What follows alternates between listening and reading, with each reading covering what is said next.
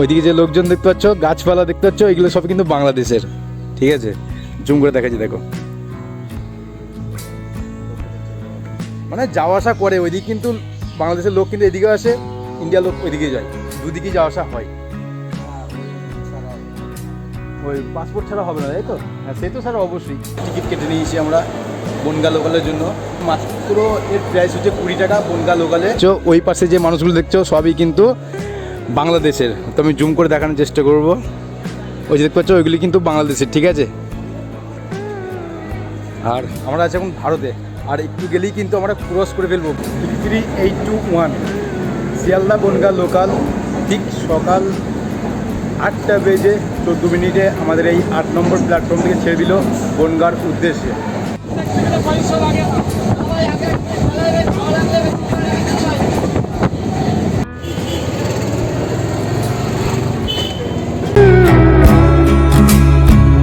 So hello guys, welcome back to my YouTube channel. আমি রাকেশ, তোমরা দেখছো আমার ব্লগ।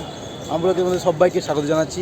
তো এখন আমি আছি কোন শিয়ালদা স্টেশনে, দেখতে পাচ্ছ পিছনে ব্যাকগ্রাউন্ডে শিয়ালদা স্টেশন। তো আজকে একটা খুবই ইন্টারেস্টিং ভিডিওতে চলেছে, যেটা পেট্রাপোল এবং বেনাপোল বর্ডার যেটা বলা হয়, মানে 0 পয়েন্ট যেটা বলা হয়, বাংলাদেশ বর্ডার। আমি আজকে বনগা লোকাল করে সেই জায়গায় যাব এবং তোমাদেরকে দেখাবো আমার এই ভিডিওর মাধ্যমে। তো তোমাদেরকে সম্পূর্ণ ভিডিওটা দেখতে হবে যে কী করে কি তোমরা সেই বর্ডারের কাছে ঘুরে আসতে পারবে। এই শিয়ালদা স্টেশন থেকে গিয়ে তোমরা কী করে ঘুরে আসতে পারবে, কিংবা কলকাতা থেকে তোমরা কী করে যাবে ওই পেট্রোল পাম্প কিংবা বেনাপোল বর্ডারে কী করে যাবে। তো সম্পূর্ণ ভিডিওটা কিন্তু এই আমার ক্যামেরা লেন্সের মাধ্যমে তোমাদেরকে তুলে ধরবো। তোমাদের কিন্তু সম্পূর্ণ দেখতে হবে ভিডিওটা। আর চলো, এখন শিয়ালদা স্টেশনে বাইরে আছি, এবার গিয়ে টিকিট কাটবো, তারপরে ভিতরে যাব এবং ট্রেনে যাবো। তো চলো, আমাদের ট্রেন আছে 8টা 10-এ বনগা লোকাল। তো সেই ট্রেন ধরেই যাবো আমরা সেই বেনাপোল এবং পেট্রাপোল বর্ডারের কাছে। তো চলো ভেতরে যাওয়া যাক, লেটস গো। তো গাইস, ফাইনালি এন্ট্রি হয়ে গেছি শিয়ালদা স্টেশনের ভিতরে, দেখতে পাচ্ছ। আবার এদিকে টিকিট কাউন্টার আছে, এখানে টিকিট কেটে তারপর আমরা যাব এই দিকে, মানে প্ল্যাটফর্মে আমাদের 8 নম্বর প্ল্যাটফর্মে আমাদের দেবে। তো চলো এখন টিকিট কাটা যায় এখানে। দুটো বনগা।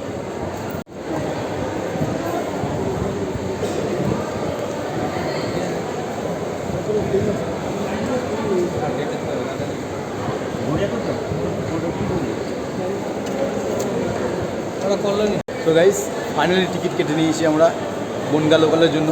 আমি প্রথম বলছি দুটো, বাট আমার সঙ্গে কেউ নাই, আমি একাই আছি, তার জন্য একটা টিকিট কেটেছি। এই যে এর মাত্র এর প্রাইস হচ্ছে 20 টাকা বনগা লোকালে। আর আমাদের জার্নি হবে ম্যাক্সিমাম 1.5 থেকে 2 ঘন্টা মতন জার্নি হবে বনগা লোকালে এই শিয়ালদা স্টেশন থেকে। তো চলো এবার স্টেশনে যাওয়া যাক, ওইখানে গিয়ে আমরা ট্রেন ধরবো, লোকাল ট্রেন। তো চলো আমাদেরকে সম্পূর্ণ দেখাবো ভিডিওটা, যাওয়া যাক। আমাদের এই সামনের স্ক্রিনটা দেখতে পাচ্ছ, এইখানে কিন্তু দেবে আমাদের সেই বনগা লোকাল, মানে এখন পর্যন্ত দেয়নি। আমাদের ট্রেনের টাইম আছে 8টা 10, বাট এখন পর্যন্ত এই চ্যাটগুলো দেখতে পাচ্ছ, সামনে এই চ্যাট, তারপরে চ্যাটে আমাদের হয়তো বনগা লোকালটা দেবে। তো গাইস, আমাদের বনগা লোকাল 8 নম্বর প্ল্যাটফর্ম দিয়ে দিচ্ছে, এখন ট্রেন আসেনি, বাট ভিড়টা দেখলে মাথা খারাপ। এই যে দেখতে পাচ্ছ, অনেক ভিড়, অনেক ভিড়। চলো এবার মাঝখান থেকে গিয়ে আমরা ট্রেনে চাপবো। তো দেখতে থাকো ভিডিওটা কন্টিনিউ, আর ওইদিকে যাওয়া যাক। গাইস, ট্রেনে ওঠার আগে কটা খাবার খেয়ে নিই। এখানে পরোটা বেসটা দেখতে পাচ্ছ 30 টাকায় 3টে। তো খেয়ে নিয়ে তারপর ট্রেনে উঠবো। আর ট্রেন জাস্ট আসতে দেখতে পাচ্ছ, এই যে ট্রেন আসছে। তো গাইস, এই যে আমাদের ট্রেন দেখতে পাচ্ছ, আমরা এই কম্পার্টমেন্টে উঠবো এবং একটা দুটো সিট ফাঁকা আছে হয়তো, হ্যাঁ আছে। তো এখানেই বসবো। 3821 শিয়ালদা বনগা লোকাল। ঠিক সকাল 8টা বেজে 14 মিনিটে আমাদের এই 8 নম্বর প্ল্যাটফর্ম থেকে ছেড়ে দিল বনগার উদ্দেশ্যে। তো ভিডিওটা সম্পূর্ণ দেখতে থাকো। আর যেটা স্টেশনের ভিউ,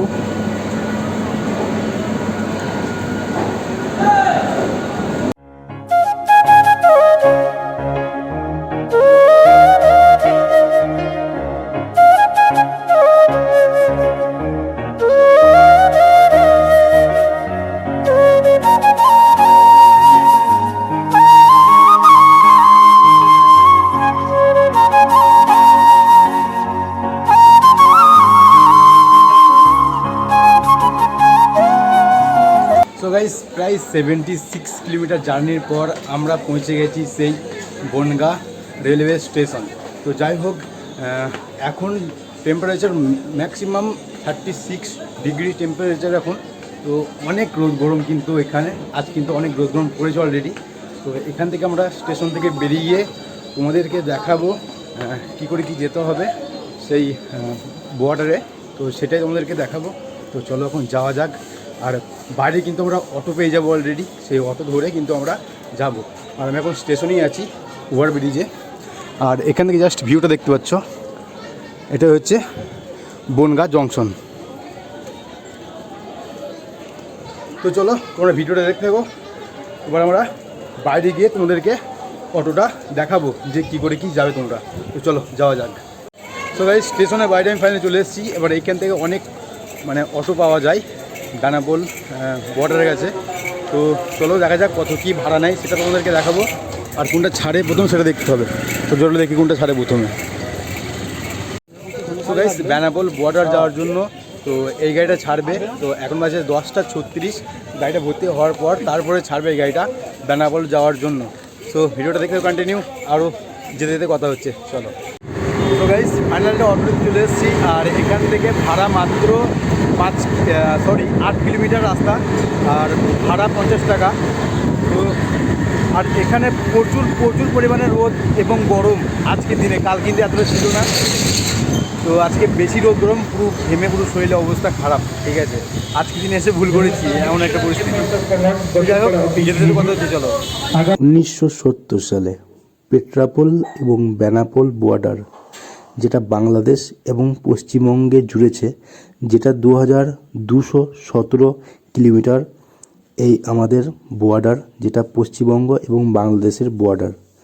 এটা আঞ্চলিকভাবে 1971 সালে ভাগ হয়েছে, যেটা ভারত এবং বাংলাদেশের মধ্যে দিয়ে। তো যাই হোক, আমি তোমাদেরকে আজকে এই ভিডিওর মাধ্যমে দেখাতে চলেছি যে পশ্চিমবঙ্গ এবং বাংলাদেশের বর্ডারের মাঝখানে যে বর্ডারটা আছে পেট্রাপোল এবং বেনাপোল বর্ডার, সেই বর্ডারে আজকে তোমাদেরকে দেখাতে চলেছি। আর এই বর্ডারটা আছে হচ্ছে বনগাঁ থেকে মাত্র 8 কিলোমিটার দূরে পেট্রাপোল বর্ডার। তো গাইস, এখানে যা রোদ, ঠিক মতন কথা বলতে পারছি না। আর বেনাপোল বা পেট্রাপোল যেটাই বলো, আমরা ফাইনালি পৌঁছে গেছি। আমার লাইফের ফার্স্ট এটা, যে আমি এই প্রথমবার আসছি, যে আমার লাইফে ফার্স্ট কোনো বর্ডার দেখতে, ঠিক আছে, এবং তোমাদেরকে দেখাতে। আমি আমার ব্লগে এটা ফার্স্ট ছিল। তো যাই হোক, তোমাদেরকে দেখাবো যে বর্ডারটা কেমন এবং ভেতরে ঢুকতে দেয় নাকি, তো সেটাও তোমাদেরকে দেখাবো। আর এটা হচ্ছে বর্ডারের দৃশ্য, দেখতে পাচ্ছ। আর এই যে ওইদিকে যে লাইনটা আছে না, ওই লাইনটা অনেকটা দূর, ম্যাক্সিমাম 200-300 মিটার দূর থেকে এই লাইনটা। এইদিকে মানুষ ভেতরে যাচ্ছে, এই ইন্ডিয়া থেকে কিন্তু বাংলাদেশ যাচ্ছে এই দিক দিয়ে, ঠিক আছে। এটা হচ্ছে ভিউ।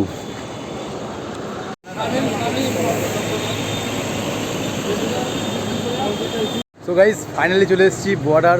দেখতে অনেকটাই অসাধারণ যাকে বলতে হয়। লাইফে ফার্স্ট আমি আসলাম এই বর্ডারে। আর এটাই হচ্ছে আমাদের ভারত এবং বাংলাদেশের বর্ডার। এই যে এখন অনেক মানুষ যাতায়াত করছে ইন্ডিয়া থেকে বাংলাদেশ থেকে কিন্তু ভারত, অনেক মানুষ যাতায়াত করছে, যার জন্যে এই ভিতরের এটা কোনো বন্ধ আছে। আর ভিতরে প্যারেড হয় মঙ্গলবার এবং শনিবার, ওই দুটো দিন কিন্তু তোমরা এসে এই ভিউটা নিতে পারবে। বাট এখন বন্ধ আছে, কেননা অনেক মানুষের যাতায়াত কিন্তু এখন হচ্ছে, তো তার জন্য এখন বন্ধ আছে। যাই হোক, অনেক সুন্দর লাগছে, দেখতে পাচ্ছ। ওই পাশে যে মানুষগুলো দেখছো সবই কিন্তু বাংলাদেশের। তো আমি জুম করে দেখানোর চেষ্টা করব। ওই যে দেখতে পাচ্ছ, ওইগুলি কিন্তু বাংলাদেশের, ঠিক আছে। আর আমরা আছি এখন ভারতে।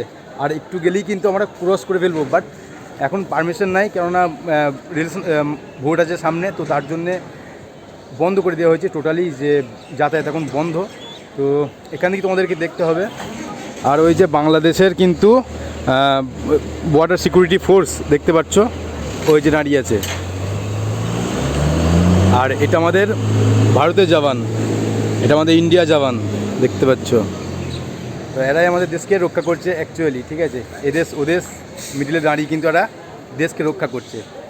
আর তার সঙ্গে সো গাইস, ফাইনালি কিন্তু মনসা মায়ের মন্দিরের কাছে চলে এসেছি।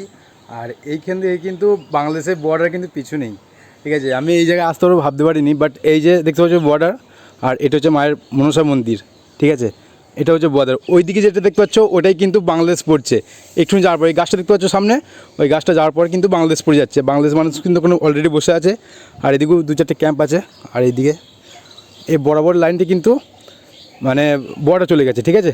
এদিকটা বাংলাদেশ আর এই দিকটা আমাদের ইন্ডিয়া।